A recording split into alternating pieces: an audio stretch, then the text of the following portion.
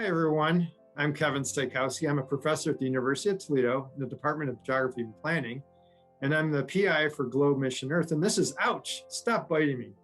We're going to talk about mosquitoes in this session. And my co-presenters are Sara Mierzwiak and Janet Struble from the University of Toledo, and Rusty Lowe and Cassie Sofing from Globe Mission Mosquito and the Institute for Global Environmental Strategies. You know, Lake Erie looks great, doesn't it? This is a picture of the Toledo water intake. You can have a beautiful day on the lake, go boating, but sometimes it's not so good. So you see here the green algae. We have harmful algae blooms, and many of you probably remember in 2014 when the water in Toledo was turned off. Well, why is that? It's because this area used to be called the Great Black Swamp. It was a big swamp. And you can see down here in the map, we have Lake Erie. Where we are in Michigan, that was part of the Great Black Swamp as well, though it's not on this diagram. But you see how the swamp stretched all the way into Indiana.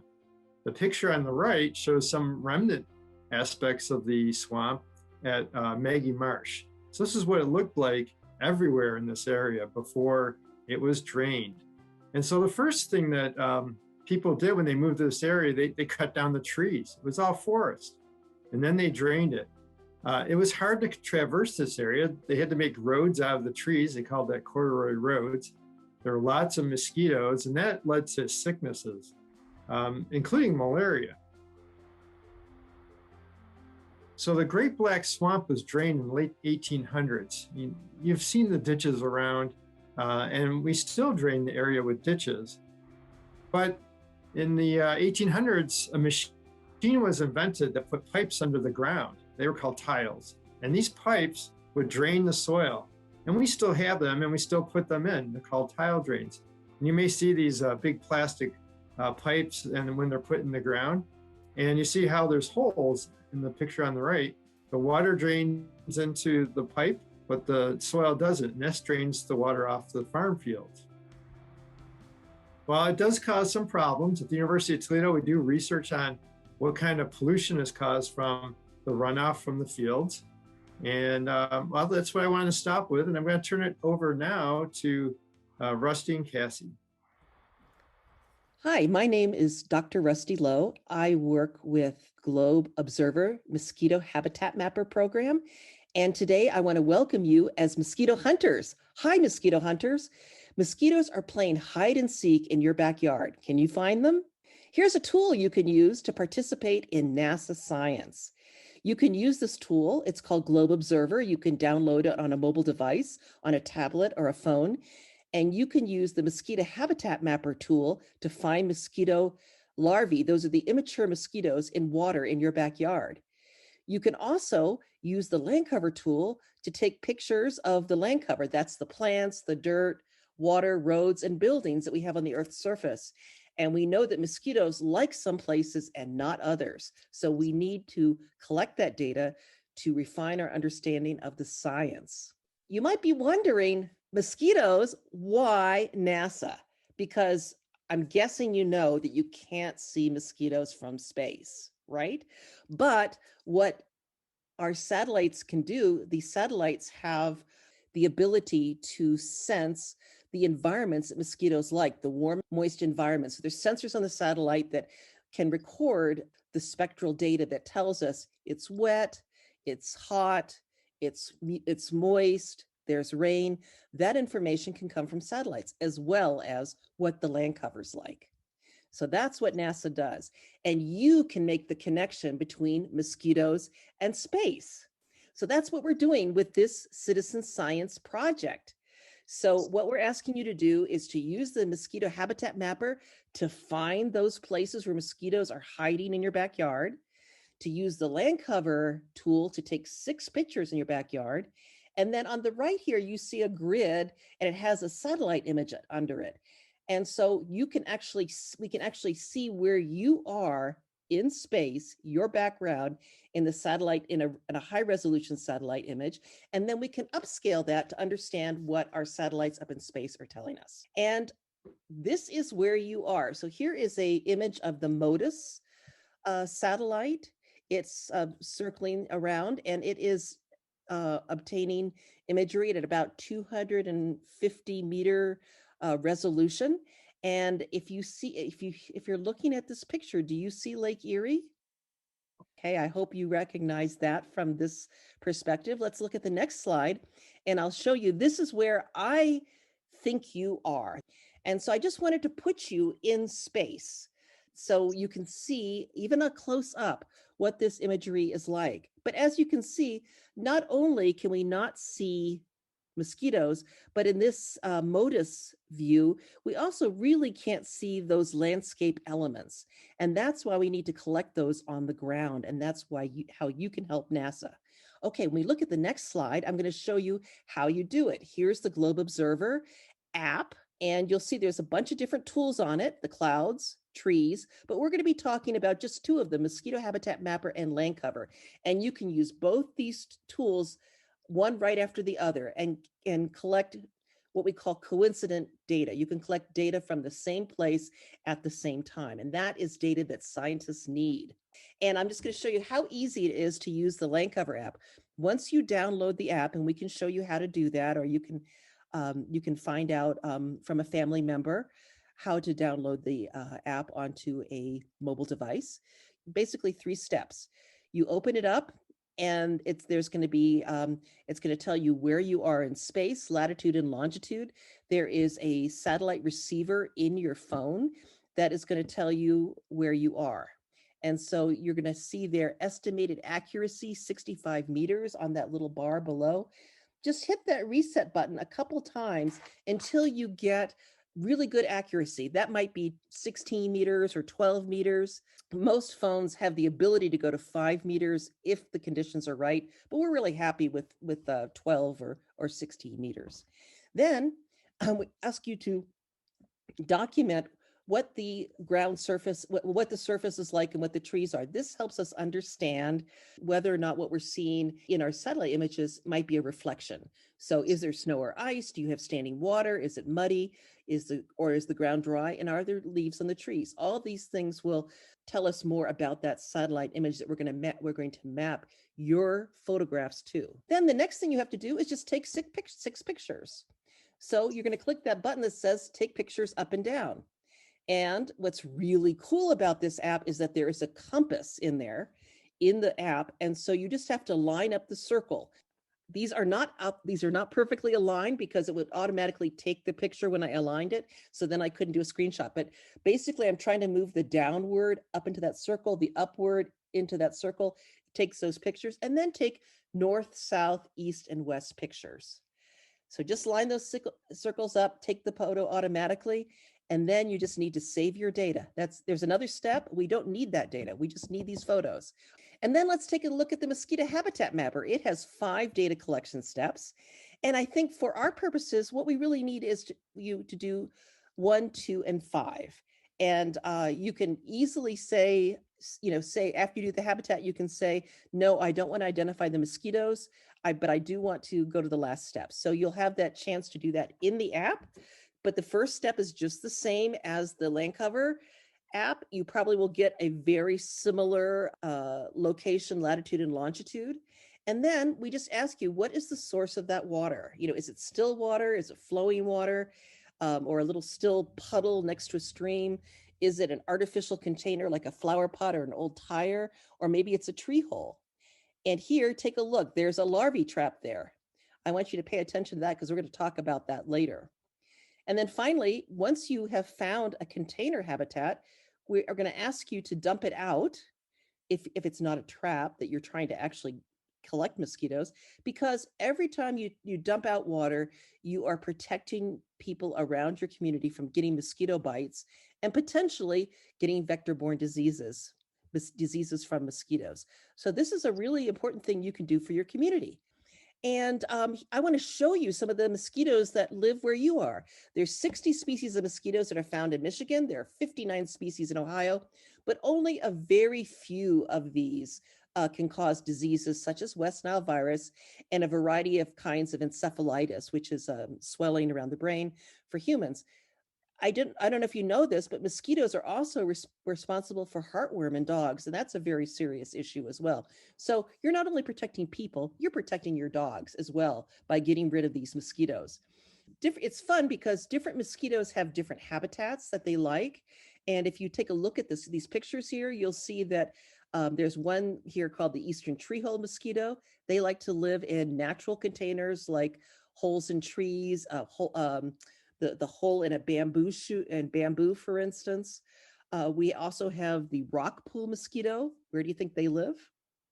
The cattail mosquito. They live in marshes. The northern house mosquito. Where do you think they live? They tend to live in urban areas in and around houses as well. And then we have other kinds of mosquitoes like the northern, the northern floodwater mosquito, but inland floodwater mosquito. But we're going to take a look at those next. These are the mosquitoes that you're probably going to encounter most often. The inland floodwater mosquito is Aedes vexans. Here you can see the mosquito on the upper right filled with blood. Whoever had that picture taken has just been drained of blood, right?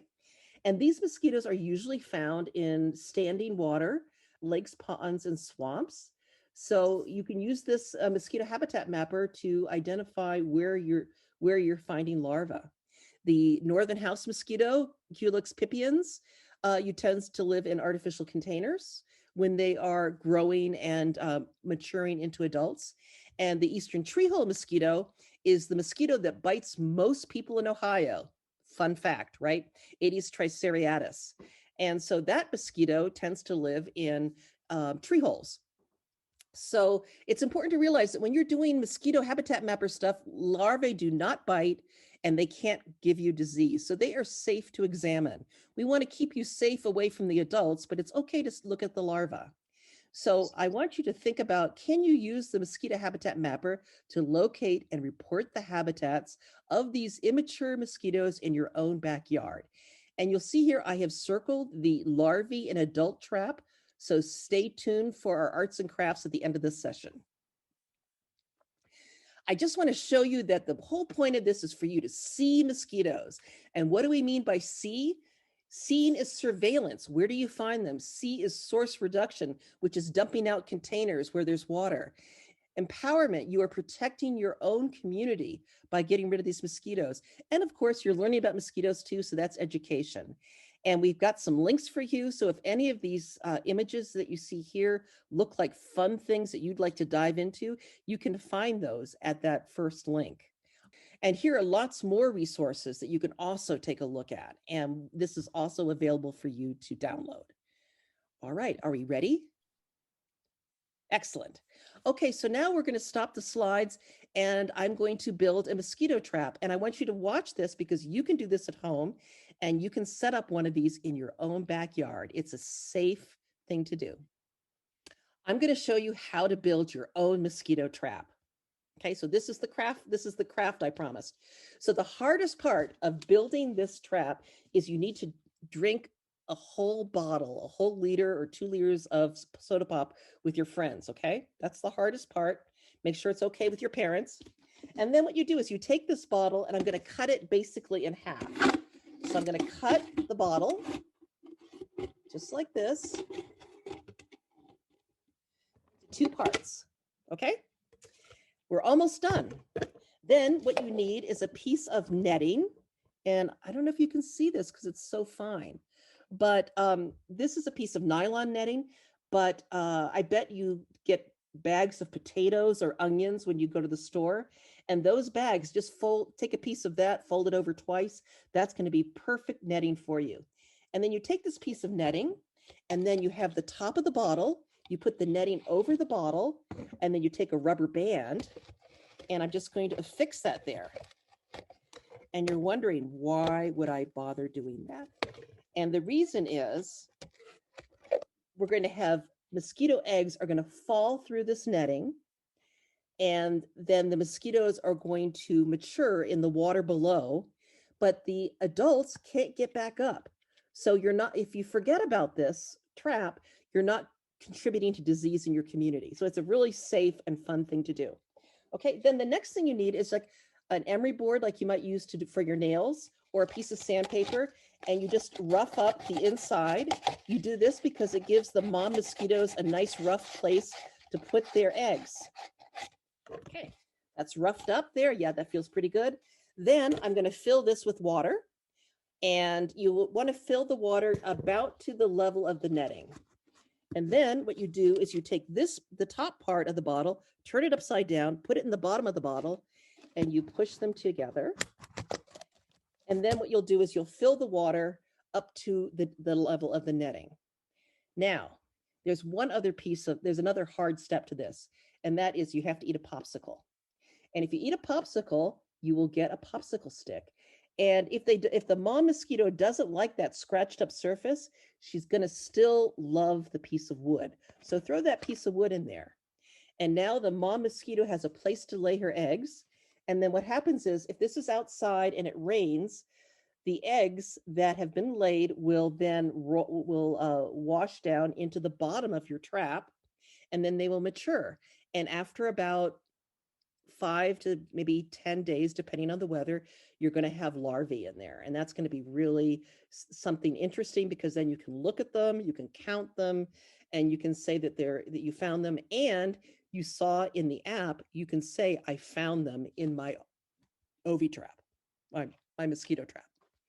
Okay, last thing, mosquitoes love darkness. So if you have some tape or a piece of a black sock or something like that, you can just put it around it there so it's dark on the inside. That will make the mom mosquito think that this is a nice, safe place to raise her young. Okay, I hope some of you guys make some mosquito traps. I hope you find mosquitoes and get rid of them in your backyard. Report your data to NASA and be a NASA scientist with Globe Observer. Thanks a lot for listening to our presentation today. And if you have any questions, you can contact myself or Cassie Sofing, who is the Globe Observer Mosquito Habitat Mapper coordinator. And you have our emails. So thanks a lot. Have a great time at the Water Festival. Thank you, Dr. Lowe. That was awesome learning about mosquitoes. And you're probably wondering, what are all those other things you can do with the Globe Observer app? You can also look at clouds data, and that's what I'm going to show you about today. And as you can imagine, clouds would be an important factor when investigating mosquitoes in your area, as well as precipitation, and I'll talk about that too. So my name is Sara Mierzwiak. I'm a research assistant with Globe Mission Earth, and if you want to contact me, my email is right there. Okay. So I have a short video for you to watch, and this will show you exactly how to use the Globe Observer app to record clouds.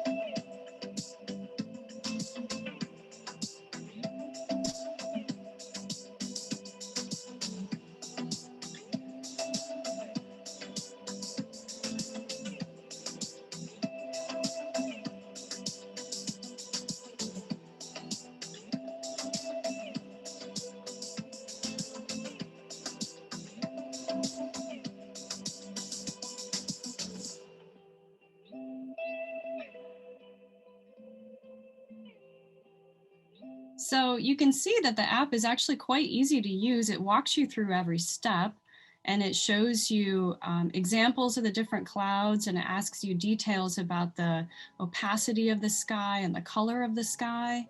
And to download the app, you can go to the Globe Observer website, which is observer.globe.gov. You can also use your phone or your mobile device to just search in your app store for the words Globe Observer. And on the Observer website, you can see actually the latest data. So this was collected on March 25th.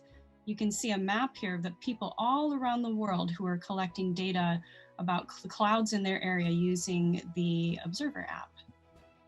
So why do we want you to do this? Understanding clouds is an important part of understanding your weather, and therefore also understanding how many mosquitoes you have. So clouds affect how much of the sun's energy warms the earth. And then when you collect these observations on the ground, you're actually helping NASA scientists who are collecting the same information, but just from above using satellites. So if it's confusing about how to identify clouds, which it can be because they look so different all the time, Globe has something called the Globe Clouds Identification Chart. And you can get that from this link here, and it shows you the different types of clouds that you're likely to see low in the atmosphere, middle of the atmosphere, and then high in the atmosphere. And the app also asks you to look at contrails that you'll see from airplanes flying in the sky. It will ask you how many do you see and what kind are they? Do they dissipate quickly? Are they the short-lived kind? Do they last a long time, or do they spread out? Do they not spread out? So that's also what you can do with the Observer app. On the second page of the cloud chart, you have information about the sky visibility and how to tell what color it is, and then opacity, and then how to estimate percentage of cloud cover.